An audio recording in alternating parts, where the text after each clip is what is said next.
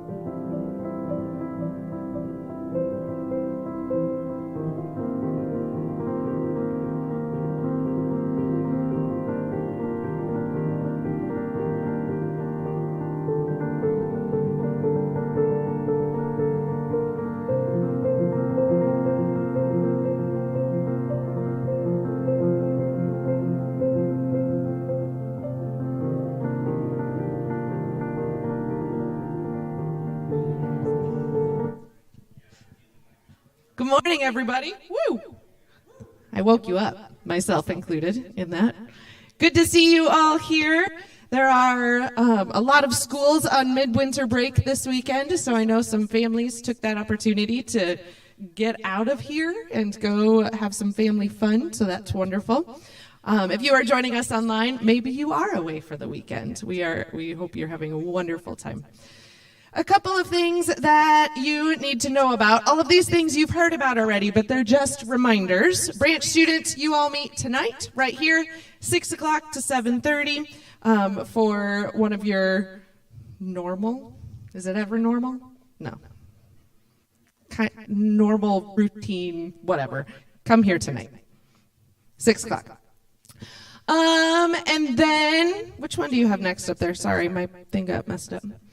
Group Sundays, we've been talking about this for a few weeks. If you were around in the fall and participated in any of these group Sundays, you know what we're talking about. If you didn't participate or you weren't around just yet, these are Sundays that we do a little differently. We gather right here in the sanctuary for 10 or 15 minutes, and then we split up into groups and we do some different things. One group is going to watch a couple of videos and have a good discussion about that. And those videos are all centered around following Jesus and takes a lot of really good theologians and authors and thinkers and uses their work as a basis for our discussion together. There's a group that's just going to go create things. Use your hands, make things, hang out together, connect with one another. There's a group that is going to go for a walk. So whatever that weather is, if you've signed up for that walking group, you're going to go outside and go for a walk and experience connection with one another, with nature, with God in different ways as well. And then there's going to be a group that's going to get their hands dirty and dig in the dirt and start some seeds from scratch and see those things grow and be able to take those home and put them in their garden. Let me say about that group too, if you don't have a garden at home or you don't want to plant anything, but you want to play in the dirt, you're welcome to join as well. Yes, Jeff, is that a true statement? I'm sure there will be others who would love to take some plants home as well. So if you have any questions about that, please, please, please come talk to me or Chris anytime, or use our office hours. Come sit and talk about what might be the right choice for you, or how you're feeling about things in general. If you have questions, let us know. That starts next Sunday. So I really need y'all to sign up for it real soon. So if you have questions, ask them quickly. And then let us know who's coming to us. So we make sure we have enough supplies for everybody and the right spaces for everybody as well. That would be super helpful.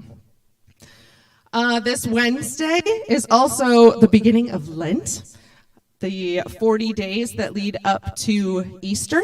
And we always commemorate the start of that season with a worship service here. We gather for some reflection, some prayer, and we actually share communion, and we get ashes put on our foreheads to start that season together. So we invite you to that Wednesday right here at 7 o'clock. We would love to see you there for that as well. Also next Sunday, so many things happening this week. So many fun, wonderful things. Next Sunday is also our annual volunteer appreciation party. I call it an event or a party, depending on what mood I'm in. Today it's party. So if you have volunteered in any way in the life of the branch, so many people say, oh, but I just did this. That's not a thing. If you did anything, there are people who have led groups, and that's amazing. But there are also people who come and make coffee on Sunday, or lead a piece of liturgy, or anything you can think of that has contributed to the life of this faith community. So basically, that means all of you. You know this is rare, right? There's not another church that I can think of that everybody contributes something. So this is our way to celebrate and say thank you for being amazing. Thank you for contributing and creating this community that we have here. So we hope you'll come to that. Let us know if you have questions about that as well. Okay? Those are all the fun things I have to tell you about. Why don't you stand up if you are in the room and say hello to one another. If you are online, say hello in the comments. We'd love to hear where you are as well this morning.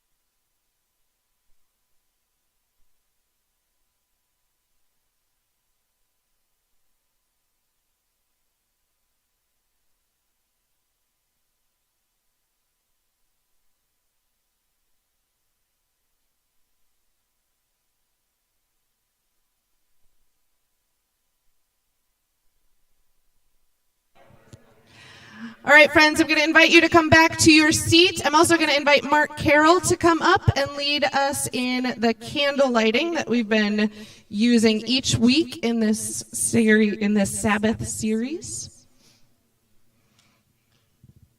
Thank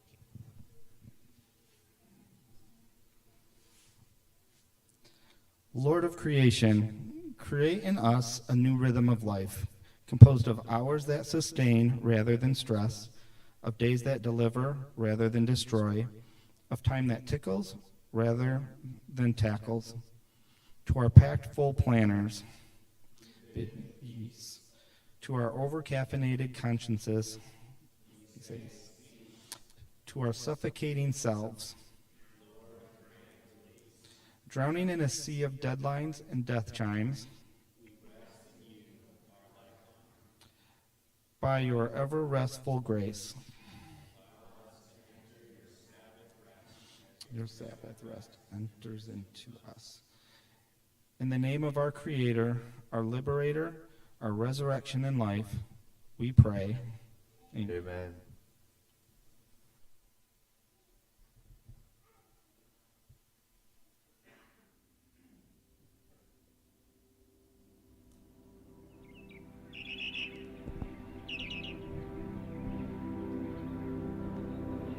Thanks, Mark. We'll watch that in just a second. Let me pass something out, maybe like 1 or 2 per household or something like that. We're going to use this as we go throughout the morning. And as we keep thinking about Sabbath, I'll also start this basket of pens that can make its way through.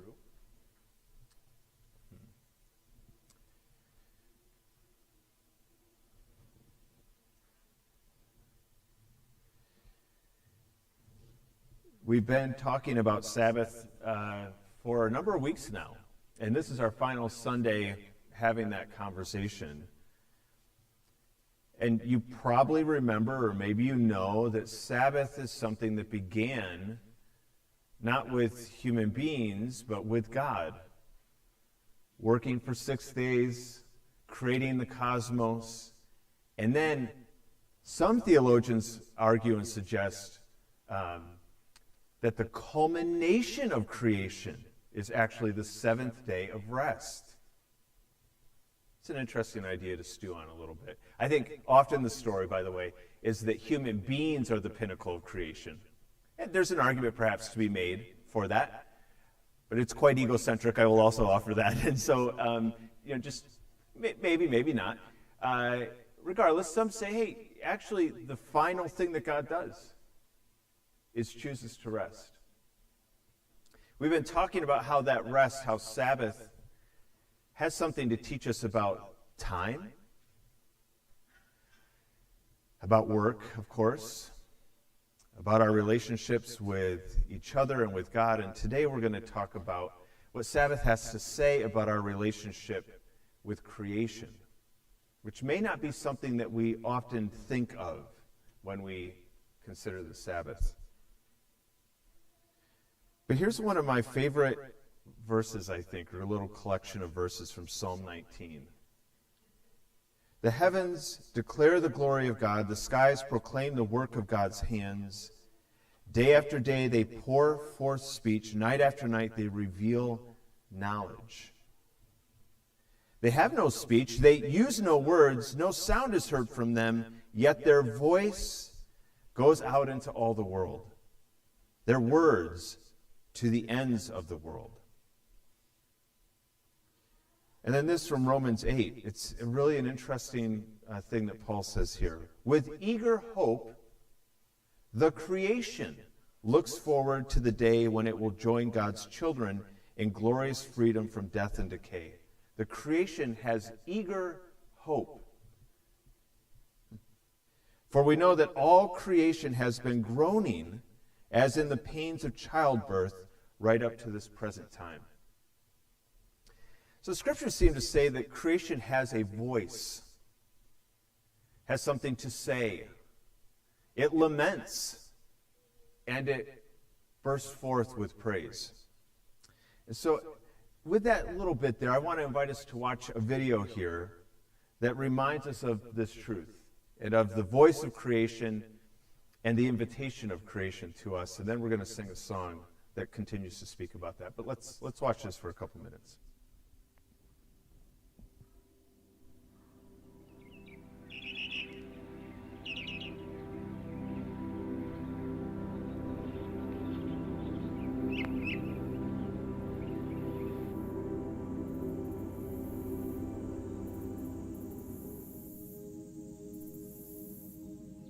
Listen to how everything sings. The streams and stones, leaves and branches, fish and fur-covered ones, birds leading the chorus. See how your desire to praise is echoed in every living thing. How in quiet moments the heart is moved to gratitude for all of creation, for the lavish abundance of it all. How nothing is earned, no achievements are needed. May you simply show up with breath, blood, and bones, and your loving attention to hymns erupting everywhere, until you can no longer tell where yours begin and nature's ends.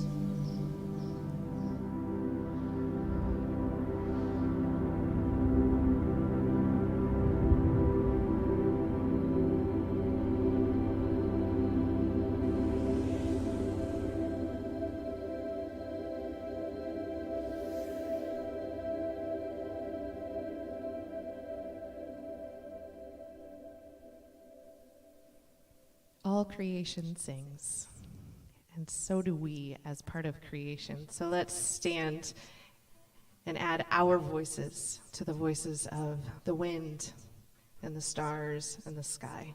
Let's sing All Creatures of Our God and King.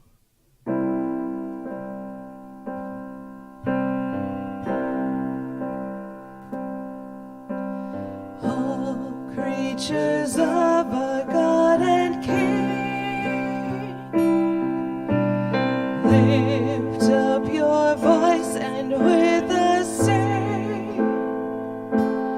Oh, praise God. Hallelujah. The burning sun with golden beam, the still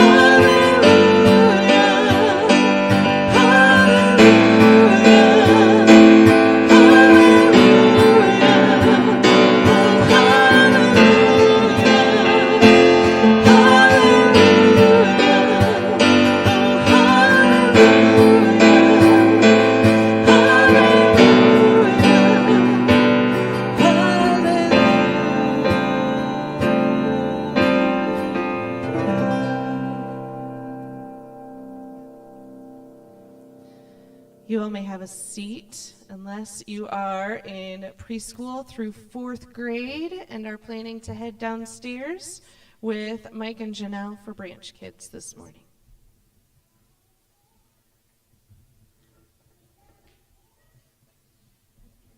I don't know, are you? It's a good question.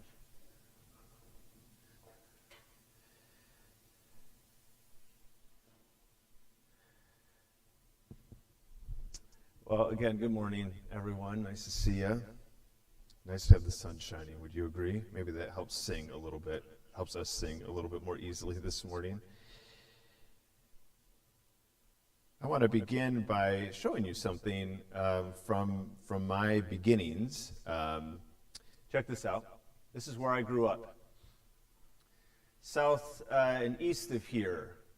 And you've heard me talk before, in the middle of nowhere. And this will give you a sense of just how true that is. In fact, most of the houses on Google Earth here are houses that have been built in the last 20 years since, 20 years or so. I'll be generous and say 20 years since I lived here. This was a pretty special place to grow up. At least that's my memory of it in terms of where it was. We couldn't see another house. There were houses around, but we couldn't see any of them. And as the oldest of 4 boys, that made for a pretty decent place to explore and run. And I have pretty fond memories of it. What you couldn't tell in that picture is that at the back end of kind of what our property was a river. Not a creek, like a full-fledged river was the northern boundary of our property. And we would go the half a mile back from our home, so our property was narrow and deep. We'd go that half mile back, and we'd play in that river and run around in that area. But one thing that's interesting about living, at least where we lived, the part of the world that we were growing up, is that quite often people chose to use the outdoors as their landfill, as their place to dump whatever they no longer wanted. I mean, we didn't have garbage service growing up, so this isn't great, but it's what happened. We burned our trash. That was very common out there. And if you had something that couldn't fit in the burn barrel, you just threw it wherever you kind of wanted. Now, if you were trying to be a little more organized, you might try and dump it in a place that's out of sight and therefore out of mind.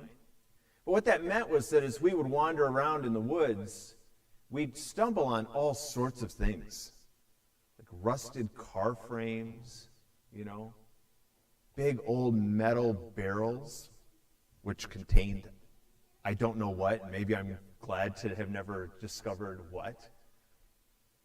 We'd find documents from people's homes, mail discarded, magazines. And then I remember finding one day while we were near the river a bunch of containers of various household chemicals and cleaners.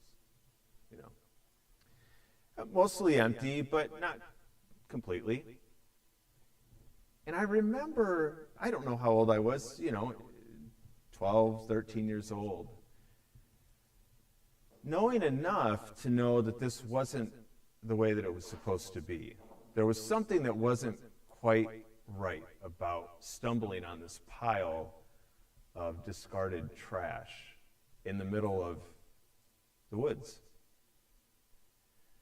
And so from kind of early on in my life, because of living where I lived, I started to wonder from time to time about this relationship that human beings have to the created world, and how the decisions that we make as we go about our lives impacts at times quite significantly the creation itself. Now, probably 5 minutes after stumbling on that pile of trash, I moved on to, shooting my brothers with some sort of device, real or imagined, right? I'm not trying to imply that I was philosophically contemplating these deep things for most of my childhood, but it began early for me, this question about our relationship.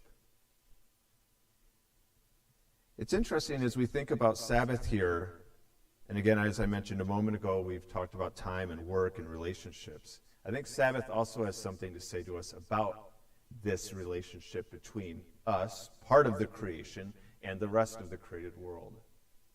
And we see this right away in the first introduction, or the first commandment of Sabbath to us. This is Exodus 20. We've probably read this every week. This is from the Ten Commandments, commandment number 4. Remember to observe the Sabbath day by keeping it holy. You have 6 days each week for your ordinary work, but the seventh day is a Sabbath day of rest, dedicated to the Lord your God. On that day, no one in your household may do any work. This includes you, your sons and daughters, your male and female servants, your livestock, and any foreigners living among you. And 2 little words there that I think we very quickly could just read past, and it's your livestock. Why are they included? It's interesting, isn't it? Could have easily not been included, but there they are. And they have the same command. They are included in this command to rest. As we read on in the Old Testament, there are lots of places that talk about Sabbath. And there's another one that has something to say about more than just the animals needing a rest. And it's found in Leviticus 25. Let me read part of that here.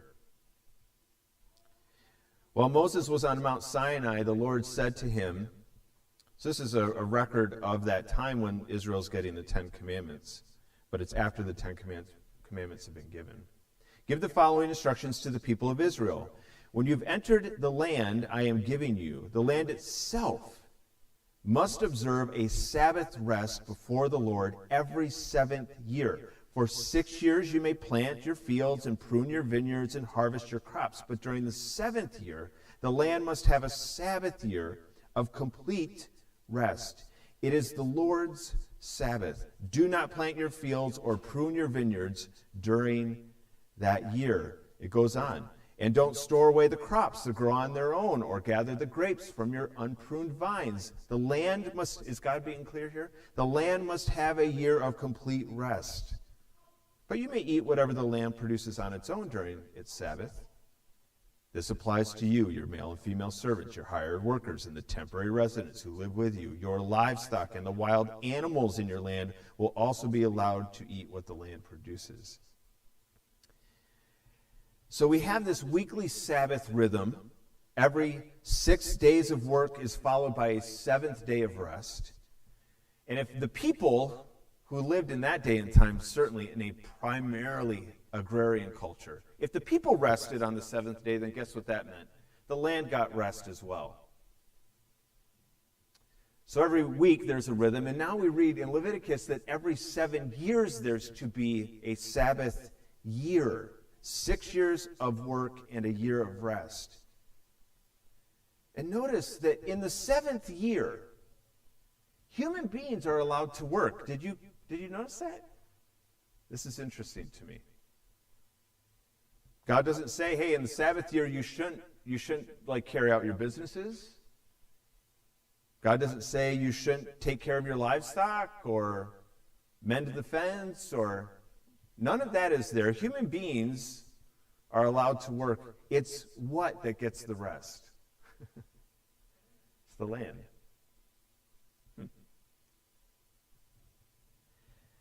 So that's interesting, I think. It goes on, though. There's more. And these are probably, you and I'll include myself. How about this? I don't spend a lot of time in Leviticus. Maybe that's true for you, too. So we don't come across these passages a whole lot, okay? But it goes on. This is now verse 8. In addition, you must count off 7 Sabbath years, 7 sets of 7 years, adding up to 49 years in all. Then on the Day of Atonement, in the 50th year, blow the ram's horn loud and long throughout the land. Set this year apart as holy, a time to proclaim freedom throughout the land, for all who live there. It will be a jubilee year for you, when each of you may return to the land that belonged to your ancestors and return to your own clan. The 50th year will be a jubilee for you. During that year, you must not plant your fields or store away any of the crops that grow on their own, and don't gather the grapes from your unpruned vines. It will be a jubilee year for you, and you must keep it holy. But you may eat whatever the land produces on its own. In the year of Jubilee, each of you may return to the land that belonged to your ancestors. Wow. A couple of things, maybe just to briefly note here. One thing that's supposed to happen in this Jubilee year is reunification. In that day and time, if you had a debt you couldn't pay, what you often would be forced to do would be to give up your land as payment for your debt.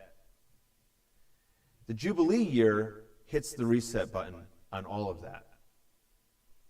So that if you had to give up your land in order to pay for a debt at one time, you know that in 50 years you will be reunified with that land. And this is so important because the land was a relationship that people had. We own land today.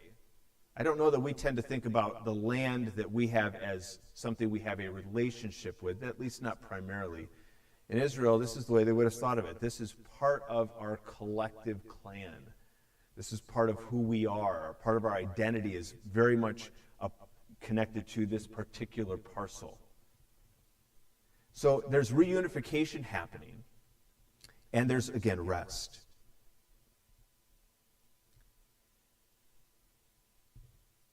I think, as I mentioned a number of weeks ago now, Israel seems to think about time in a very cyclical way. We tend to think of time in a linear fashion. But think about what we've just quickly uncovered here. Every week there's a cycle, 6 days of work and a day of rest.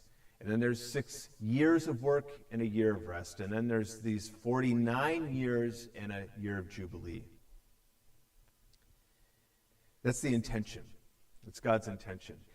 You might be interested to know, and I tried to do as much like checking on this as I could, and plenty of like really smart people in the room here. So if someone knows something that I don't, and I'm wrong about this, just like say so. But what I understand is that the Sabbath year, every 7 years, a year of rest, was practiced very limitedly in Israel's history. And I don't think we have evidence of the Jubilee being practiced. I guess it's not to say that it didn't happen, but if it did, somehow it didn't make it into what we have today. And it probably, therefore, if it did happen, didn't happen often.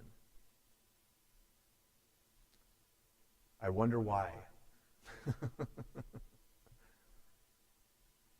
This takes such trust. It takes such a humility. One thing we do know about Sabbath year is that because debts were to be forgiven on that 7th year and in the Jubilee year as well.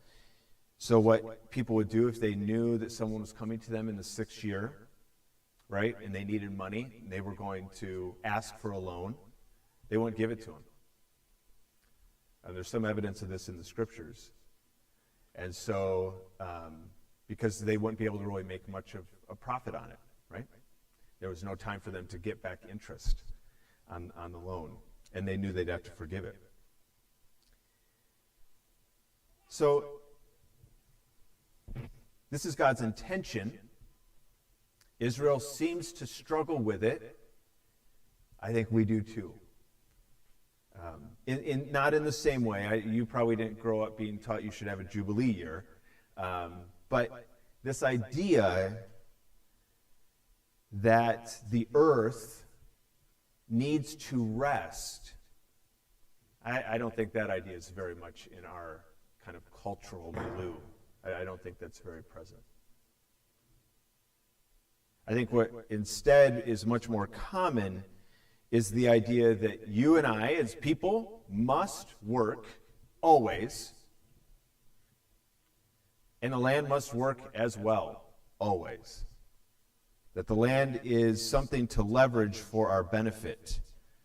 It's something we should use however we see fit in order to get whatever we want. And I think these verses seem to point us in a different direction. Here's what I'm going to suggest is the default orientation, or a default orientation, is to see the creation as a commodity.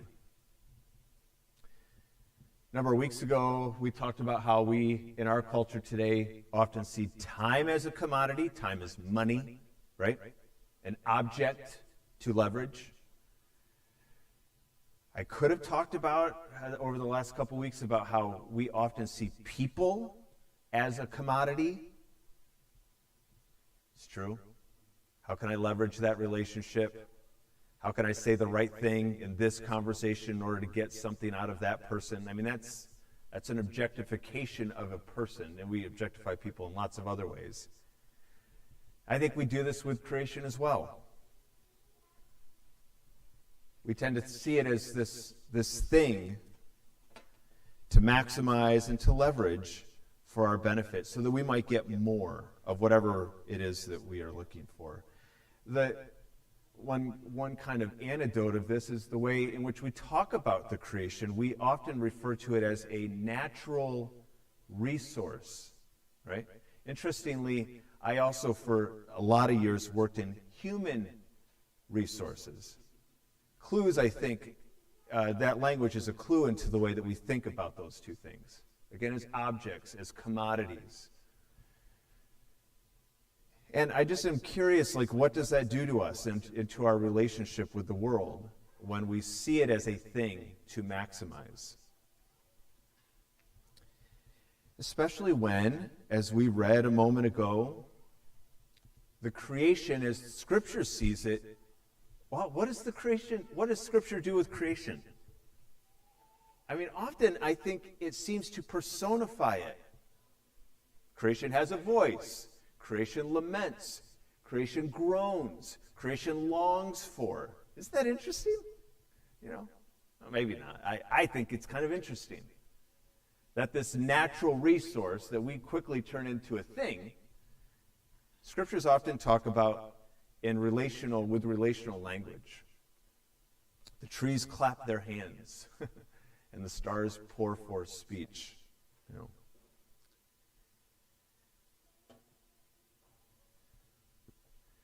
In the Scriptures, creation is not a commodity to exploit. I would suggest to you that the reorientation that the Scriptures and Sabbath are trying to do is to help us see creation as a gift.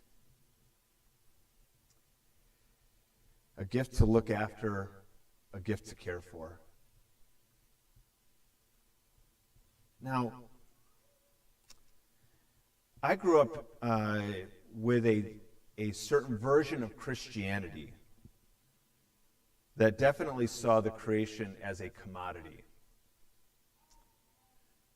which is so strange because as I'm talking out loud, I'm processing this with you, which maybe is a bad idea in a sermon, but it's because my dad is the one who moved us to that piece of property I showed you, because my dad was a big outdoors person, and yet my dad was also very much a part of a certain version of Christianity that felt like it was fine to do whatever you wanted to do to the creation.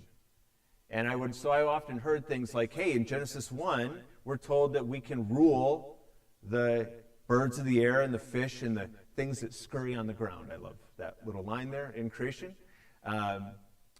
We can have dominion, some translations put it. We have dominion over these things. We rule or we reign over them.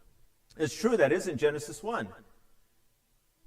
But I think a good question to ask ourselves is, if we're ruling and reigning over something, who are we hopefully ruling and reigning like?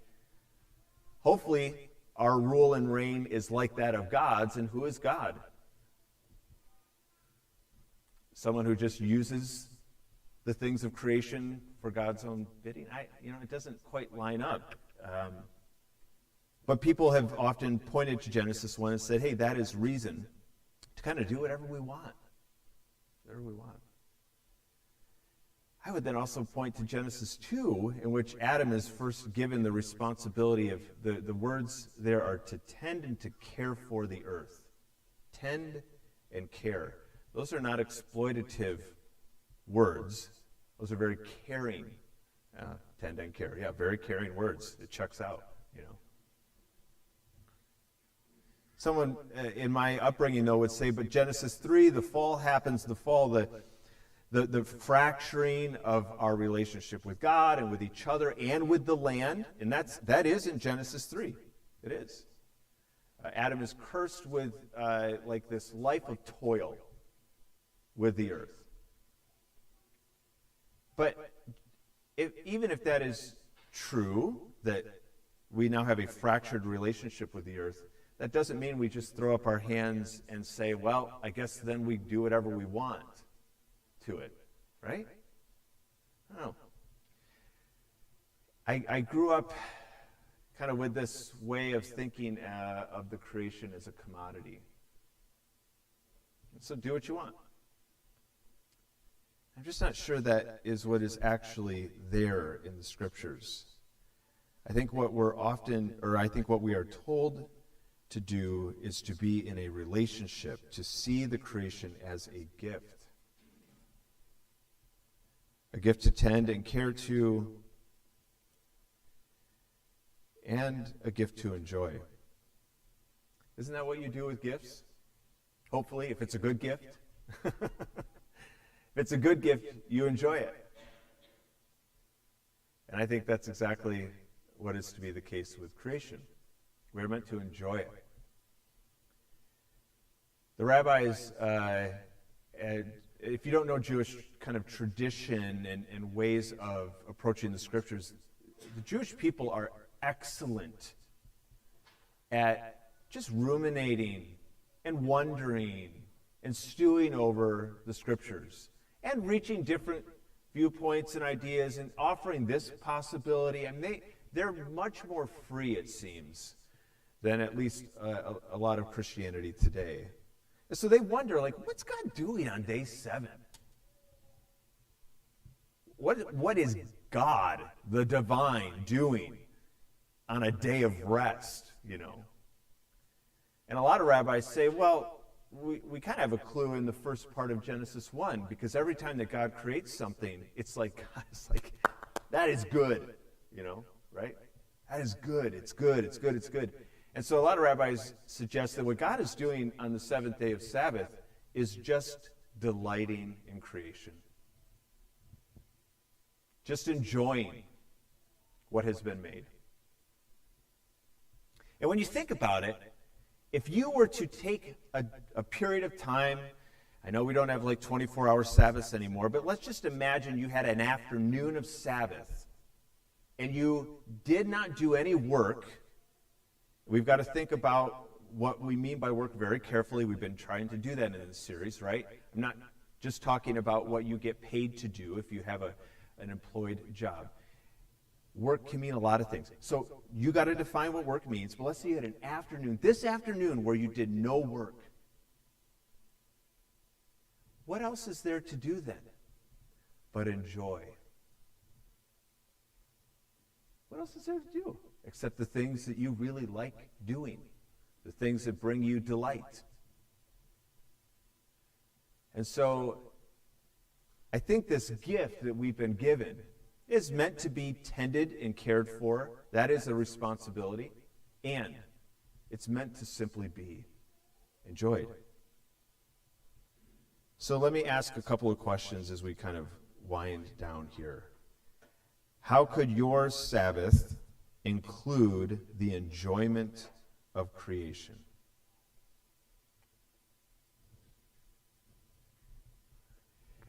In order to answer that question, you have to probably first have some idea of what a Sabbath practice might mean for you. We've been trying to give some space for us to think about that a little bit.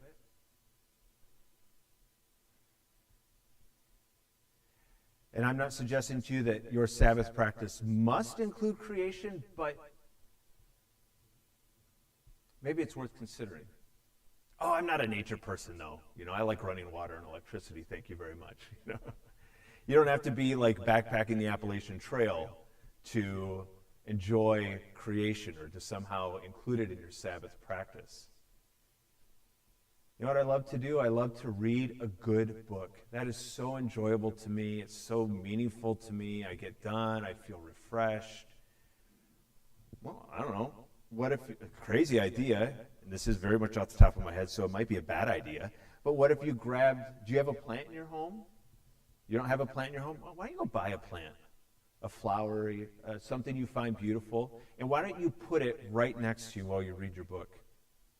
Chances are you'll probably glance at it. You might even find yourself in awe at its beauty or wondering at its complexity. See, I don't think this means that you've got to go and backpack for 7 days, right? But how does creation maybe work its way into your Sabbath routine? And then how might that draw you closer to the Creator? This is the ultimate point, possibly. Could it be that when we enjoy creation, when we enjoy the sunshine reflecting off of the lake, or read a book under a canopy of trees, or enjoy an afternoon walk in the park with friends, could it be that we become more aware of and more connected to the one who made it all? As a boy, wandering through the fields and forests of 11967 108th Street, we discovered all sorts of things, like snake grass. I don't know if that's the technical term, but these are these long, tubular, green, and they kind of grow collectively in forests, usually, I think, in the shade only. But they look kind of like a snake standing straight up. And I remember being mesmerized by them. And then we'd, of course, yank them out, because you must as a boy, as a child, as a person exploring the world. We'd yank them out, and then we would use them as straws to drink out of the river. Probably not advised, but this is what we did, right? Right? It explains a lot. Yes, it does. I understand. Thank you. Mm-hmm. I remember sitting on the edge of the river and just wondering about the very, very obvious fact that there was always water flowing by. I thought, how is that possible? Where's this water coming from? And it's always flowing. Whether I'm here or not, whether I'm sleeping or awake, there's always this movement of life. In the springtime, we would tap trees and collect this slightly sweet sap, right? And then later it would make its way to our pancakes. I remember just, not the whole time that we were collecting sap, most of the time I was quite unhappy that we were doing this very laborious project. But every once in a while, I would just be in awe, find myself again wondering, how is it that water is traveling from root to the top, and we're somehow driving a thing into the tree, and it's collecting it, and then it becomes this really delightful tree. Wow. See, I think, as the psalmist tells us, right, creation has a voice. And that voice beckons to you and to me. Look, listen. This world is alive with grace and love. The fingerprints of the divine are everywhere. Look, listen. Because this gift of creation is inviting you to know its creator. It is calling you into communion. And maybe one of the simplest things that Sabbath does is it creates space where we are moving slowly enough that we can actually hear this call. if our lives are only work, work, work, run, run, run, chase, chase, chase, then the voice of creation becomes background noise at best. And it becomes a commodity at worst. I think Sabbath invites us to remember again what a tremendous gift we've been given. To tend and care for it and enjoy it. And in enjoying, enjoy the one who made it. We're going to do a little bit of that here as we share communion together this morning. Because communion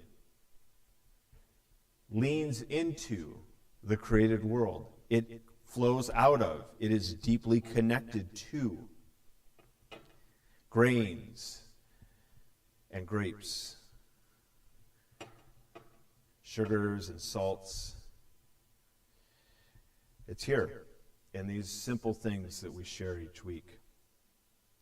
And I would suggest to you that just as the stars pour forth speech, so do these gifts. They say something to us. They invite us to come and see that the world is full of grace and love. And that grace and love is extended to you and to me. So as you come to the table today and as you get a piece of bread in a cup or a gluten-free cracker, I invite you to listen for what this may want to say to you today, what God may want to say to you through it. What does God want to remind you of today? What kind word does God want to speak over you today? Can we be open to that? I invite us to do our best as we share in this meal together. To do that, I need some help, though. I need some folks who are willing to, I see here, come on. Some people who are willing to help serve these gifts. You know, ideally 5 people would be nice, and so far, it's just me and Clarence. Nolan, great. The kids are getting Jeff, Micah. There it is. There's our 5. Beautiful. Why don't you go with your dad? All right. You guys can go to the back. Sound good? Nolan, what do you want to do? Bread, cup, cracker? You have to stay here with us, Jeff. You good? Oh yeah. Perfect. Great. I'll be the cracker guy. You're welcome. Whenever you're ready, friends, we invite you to come on up and to share in this meal this morning.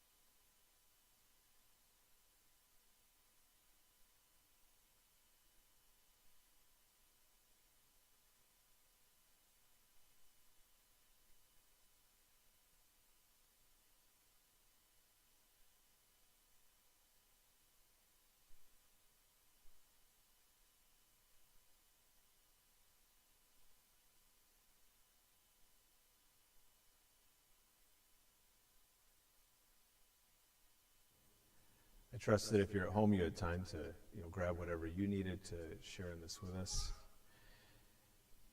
from many fields into one loaf. This reminder of the good gift of creation that takes this form of bread helps us to remember that from many, many places and backgrounds, we have come into one body. We give thanks for that as we take and eat this morning.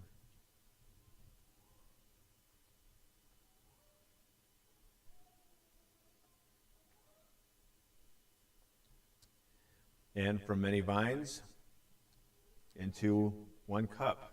This gift reminds us that we too, again, have come from many places into one body, and we've come to receive and to be filled with the grace and love of God. So let's take and drink.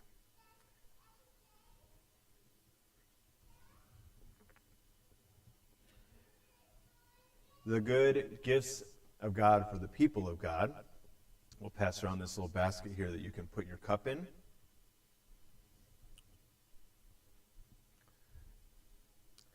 And then let me invite you to grab that piece of paper that was passed out a little earlier. Did we have enough to at least make it around to some folks? On one side is the words to the videos that we're showing this morning. We have one more coming up. And just maybe you want to take it home with you because you might find some of the words meaningful. That's why we printed them out. I think they're beautiful poems and blessings. On the other side, though, is what we're going to do right now, which is a side with a bunch of blanks. And we're going to have a little, like, fill in the blank here. Is it a quiz? No. But yes. But no. Right? So we're going to kind of collectively see if we can fill in the blanks here, which is going to, even for me, I was like, what is this one again? So, lots of grace here for each other. But as a way of just thinking back through what we have talked about, we're going to try and see if we can do this. And in that first week, there are no blanks. It's just a reminder that, thank you, that what we try to do in this whole series each week is talk about the default orientation and then the reorientation that Sabbath offers to us, right? Kind of go back and forth there. So that first week, I don't have a sheet in front of me, so a little bit of help maybe I might be needed. This is on time, right? So time is do you remember what we did the first week? Time, this is the default orientation of time. Time is I said it this morning actually, a commodity, yes. Time is a commodity. That's the default orientation, right? Time is money. We have to save our time. I wasted my time. The language is everywhere. What was the possible reorientation on that week? It's a lot like today. It's a gift, yes. Time is a gift. And maybe that doesn't seem like a big shift. I think it is. And I'd invite you to consider it again, just as we're going through these, just ask yourself, like, which one am I more often than not falling kind of into? And chances are good, for most of them, you and I are going to say the default one. There's a reason they're the default. And without some regular practicing, it's going to be really challenging to not live that way. So in order to see time as a gift, you've got to do something different with time. Hence, Sabbath. How about that second week on time? Time is very good, linear. Yep. If you were listening really well this morning, I think I might have said most of these. Yeah, somewhat unintentionally. The reorientation, I did talk about one of them this morning. Yep. The time is cyclical. This was just the suggestion that Israel often sees time this way. And we talked about that again today. But there's a second blank, I think, on this one, right? Yes. Anybody remember what this one was? It wasn't a huge point, so I actually wouldn't necessarily expect anyone to remember. What I said at the end of that week was that time sometimes can even be irrelevant. That's the word in the blank. Irrelevant. In other words, we all probably have things that we do where time doesn't matter. Or we say something like time flies. We're just not tracking the time, right? In other words, it's irrelevant to us. It's just not on our radar because we're almost outside of it in a way.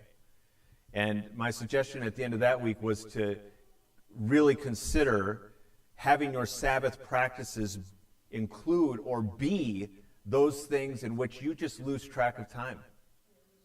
You're in the zone. You're in the flow. You got it. Yep. So that was that week. Third week, fourth week, who cares? The next one was on work. Was this your week, Teresa? So Teresa could fill in the blanks here.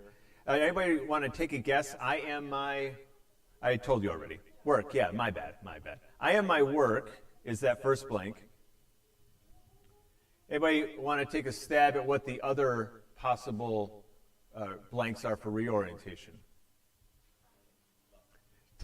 I am loved is one of them. I am loved, and Teresa said that week. Yeah, that would be a fine thing to put in the blank. Cherish would be fine, yes. Lots of possible, wonderful answers. She said that morning, loving. So I am loved, and I am also invited to love. And that Sabbath is an opportunity to do both. Anything else you want to say about that week as we kind of remember it? No? Okay. All right, she's good. The next one's on work again, I think. How does that one start?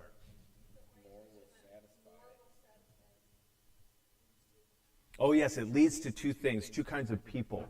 When we think that more is if I just get more, then I'll be happy, content, satisfied. That way of life leads to, anybody remember?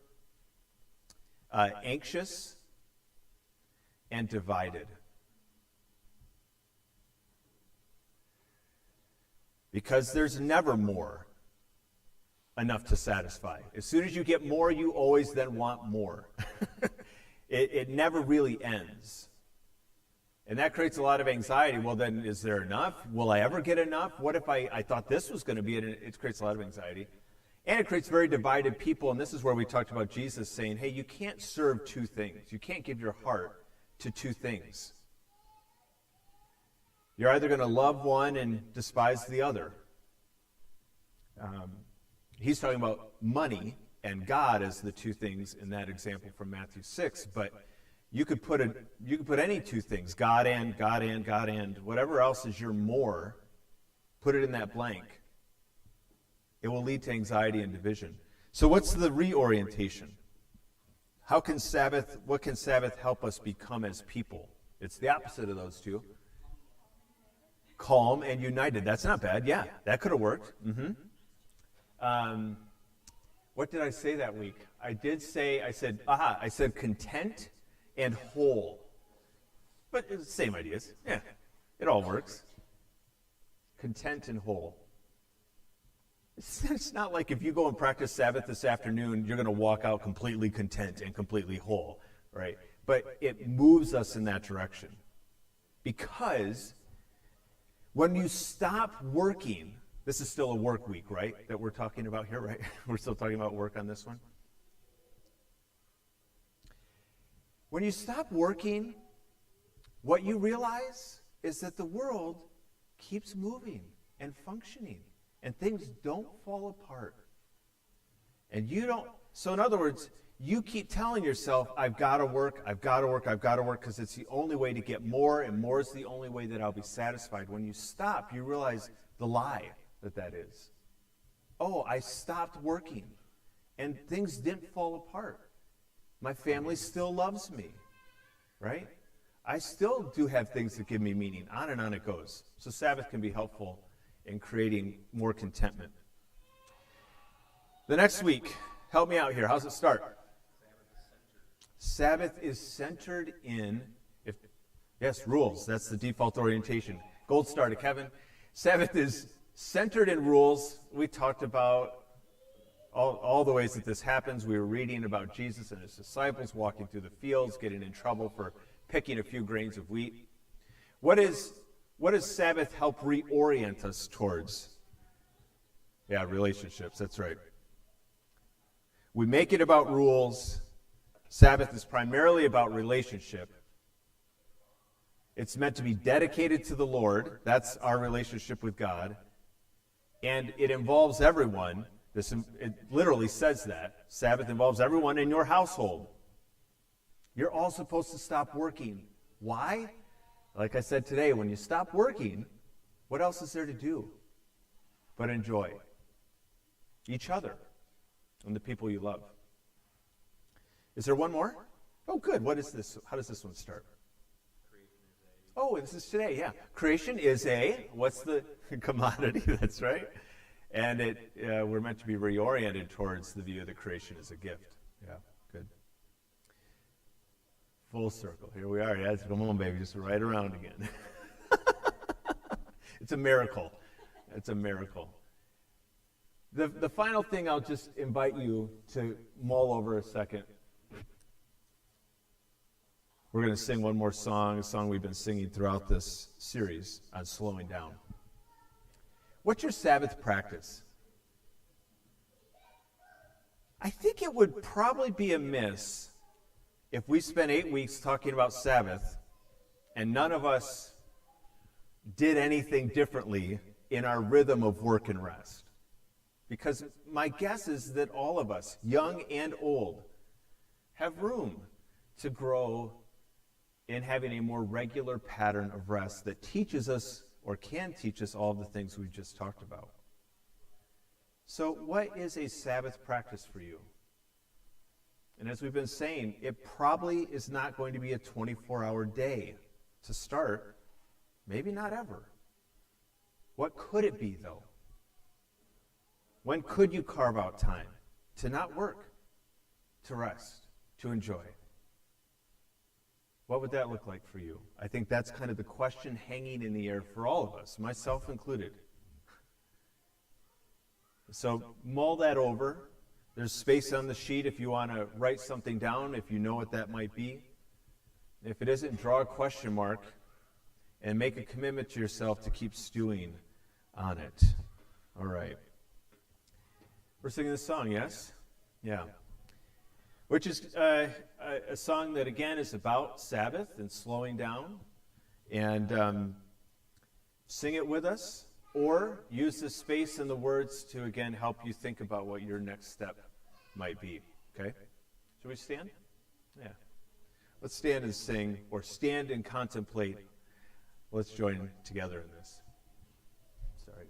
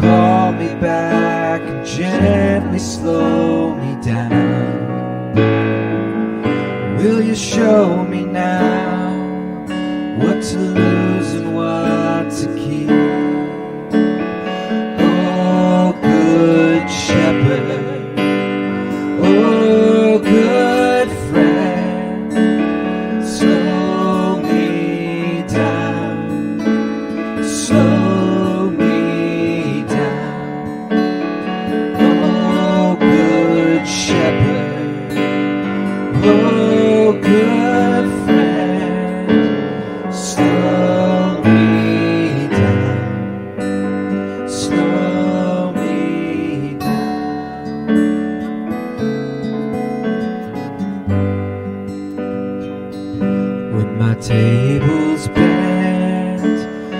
only greed and gold, and my grasping hands are afraid you won't provide. Will you pour the wine that loosens up my hold? Set your table here with what truly satisfies. Oh, good shepherd, oh, good friend, slow me down, slow me down. Oh, good shepherd, oh, good friend, slow me down, slow me down. On the busy streets trying to make myself a name. If the work is yours, there's nothing I can claim. Will you lead me home to the pastures of your peace? The house is yours, I'm sitting at your feet. Oh, good shepherd, oh, good friend, slow me down, slow me down. Oh, good shepherd, and oh, good friend, slow me down, slow me down. Maybe your Sabbath practice is finding that song and starting your day with it. I think those words are so rich. And if you need a reminder, that's the Porter's Gate. That's the group behind that song if you need to search and find it. Thanks for engaging in this conversation. I think has so much potential and is so hard. But together I think we can take steps towards this life that God invites us into. Let me remind you of a couple things. This is not the last chance, but the last Sunday before Group Sundays, and we'd love to have you sign up. And then if you have 5 minutes afterwards and you can help us start to tear down a few Christmas decorations, we'd love a hand. It's probably time. It's probably time to do that. So just come see Teresa or myself. We're going to not do that video, Heather. The words are on that handout. It is a beautiful blessing. And what I want to invite us to do instead, we're going to do this anyway, but just say these final words to each other. It's the blessing that we'll leave with. It's an invitation this week to understand that every moment is sacred, including the moments when you're walking down the sidewalk and you notice a bird singing in the branches. It's a sacred moment. And everything around you, the trees and the wind and the sun, are trying to remind you and me that every moment has this sacredness to it. So let's say these words to each other as we leave for this week. Ready? May you know each moment as sacred and everything around you a call to remember this one true thing. May that be true this week, friends. Good to see you. Glad to be with you today.